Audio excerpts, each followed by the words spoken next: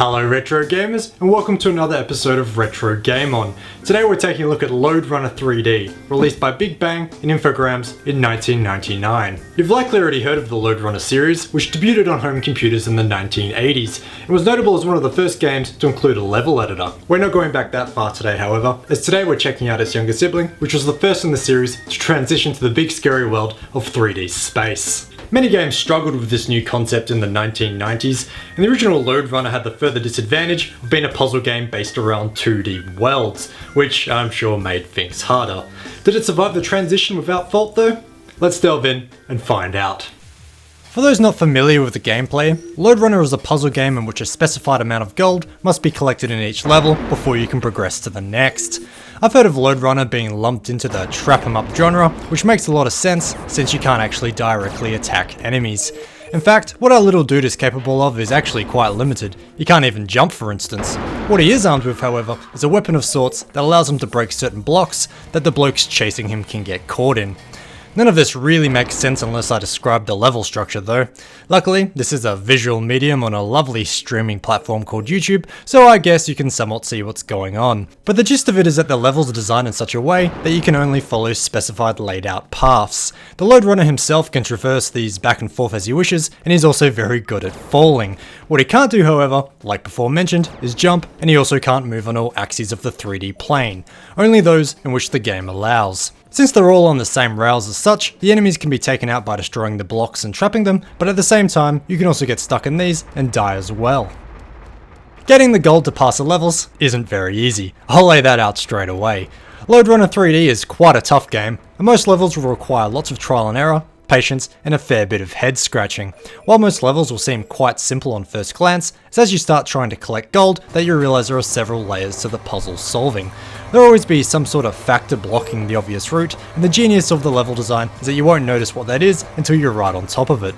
It's all about chasing that aha moment though, and it's very satisfying to finally figure something out, which is what will keep you driven to continue playing.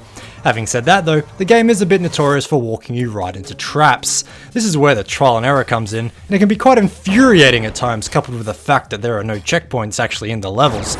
You can only save every 4. I didn't expect the developers to make it too easy by letting you save whenever you please, but quite a few levels are quite large, spanning several separate sections where the puzzles don't intertwine. Checkpoints as you move from one to the other certainly would have reduced the blood pressure quite a bit.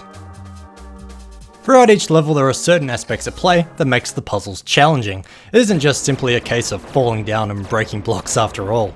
I won't go into too much depth as there would just be too much to list and things do change from world to world.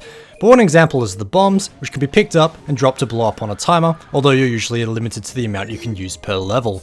There are also moving platforms scattered over most worlds that will take you from one spot to the other. A lot of puzzles included will involve getting to these platforms, as they usually take you to critical parts of the levels. There are also enemies involved that won't directly try and attack you, and will usually actually do something useful. The drill, for example, will start breaking blocks on a specified path once released. Don't get in its way though, as I imagine a moving drill to the torso isn't very pleasant. There are quite a few levels on Lode Runner, so this is definitely a game you'll want if you're after something that will last a while. All the levels are divided up by worlds, with each one fitting into the different categories of environments you'd expect from most 90s platformers and puzzlers. For example, you have the fire world, but of course you also have the frozen icy world.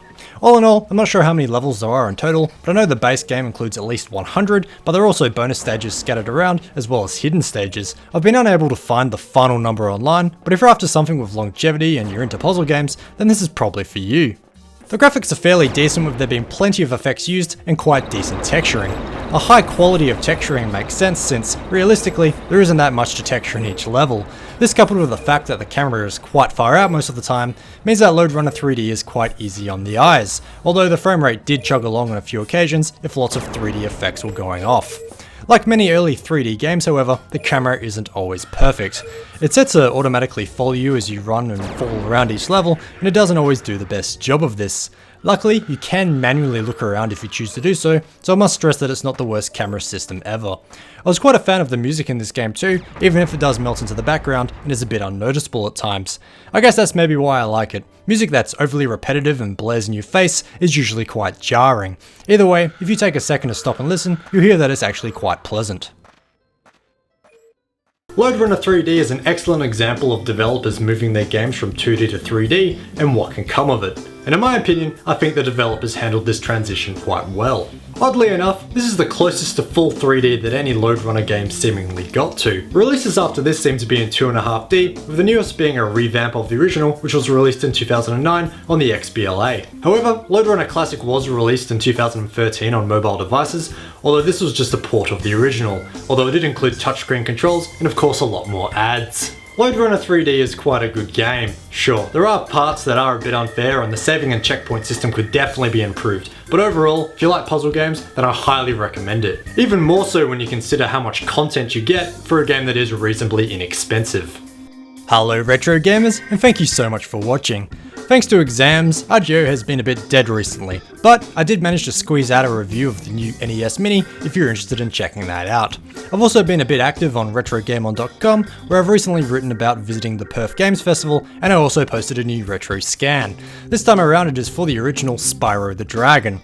I found some PS1 magazines in an op shop the other day, so expect more PS1 retro scans in the future. Anyway, thanks again for watching, and I'll catch you in the next video.